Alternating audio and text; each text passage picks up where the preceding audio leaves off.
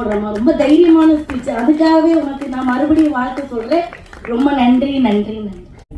Very bold speech. இன்னைக்கு உங்க speech தான். நீங்க தீபாக்கெல்லாம் பயந்துக்குவாங்க, நீங்க பயந்துடாதீங்க. நீங்க உங்களுக்கு என்ன போல்டா பேசுறதுக்கு ஆடு இல்லை.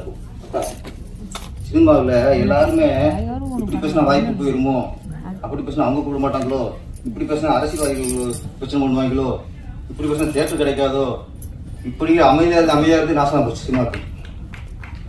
பேசணும், யாராவது பேசணும். வாய்ப்பு வருது வரல வச்சு செஞ்சு தமிழச்சி வருங்க வீரம். ஆமாம், நம்ம நடிப்பில் காட்டுற மாதிரிலேயே பேச்சில் தமிழச்சி நம்ம காட்டிடணும். கவலைப்படாதீங்க. கண்டிப்பாக நம்ம இயக்குனர்லாம் ஒரு ஹீரோ போகிறதுக்கு தமிழ் தரணும் பார்ப்பாங்க, ஒரு வில்லனை போகிறதுக்கு தமிழ் தரணும் பார்ப்பாங்க, துணை நடிகர்லாம் தமிழ் தரணும் இருக்கணும் பார்ப்பாங்க. கதாநாயகி பார்க்க மாட்டோம். எந்த டேட்டில் அது நமக்கு யாரு கரெக்ட் இந்த படத்துக்கு கதையாக இருக்குமோ கரெக்டாக இருக்குமோ அது கூப்பிடுவாங்க. சீக்கிரம் நிறைய இயக்குநர்கள் தமிழ் இயக்குநர்கள் உங்களை அழைப்பாங்க. கவலைப்படாங்க. இங்க பொதுவா ஹீரோயின்ஸ்க்கு வந்து ஒரு ஸ்டீரியோ டைப் வச்சிருக்காங்க. ஹீரோயின்ஸ் வந்து ஒரு 25 வயதுக்குள்ளதான் இருக்கணும், முக்கியமா அவங்களுக்கு கல்யாணம் ஆகிருக்கூடாது, பாய் ஃப்ரெண்ட்ஸ் இருக்கக்கூடாது, இப்படியெல்லாம் ஒரு ஸ்டீரியோ டைப் இருக்குன்னு நான் கடந்து வந்த சினிமாவில பாக்குறேன். மேபி அது எந்த வகையிலன்னு எனக்கு தெரியல. அப்படி ஒரு ஸ்டீரியோ டைப் சார் பிரேக் பண்ணி என் கதைக்கு இவங்க எல்லாம் தேவை அப்படின்னு சொல்லி எடுத்திருக்காங்க.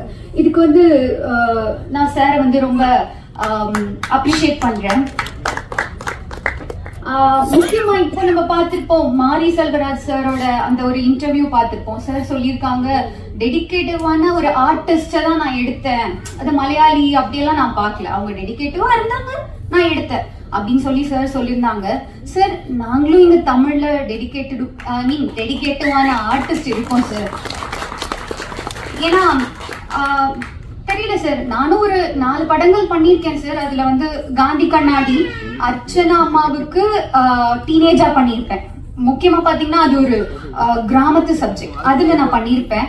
அதுக்கு அப்படியே ஆப்போசிட் பாத்தீங்கன்னா கமர்ஷியல் பண்ணியிருப்பேன், ஸ்டண்ட் பண்ணியிருக்கேன், கமர்ஷியலான ஒரு சாங் பண்ணியிருக்கேன். சார் ஞாபகம் இருந்துச்சு, இங்க பார்க்கும்போது சார் கூட ஞாபகம் வச்சு கேட்டாங்க. அப்படி ஒரு ப்ராஜெக்ட் பண்ணியிருக்கேன். டெடிகேட்டிவ்னா என்ன டெடிகேஷன் சார்? நாங்க எங்களால முடிஞ்ச எஃபர்ட் போடுறோம், ஆனா அது உங்க கண்களுக்கும் உங்களோட பார்வைக்கும் உங்க காதுகளுக்கும் வந்து சேரல. அது எப்படி சேர்க்கறதுன்னு தெரியல. மேபி மீடியா நீங்க தான் எங்களுக்கு சப்போர்ட்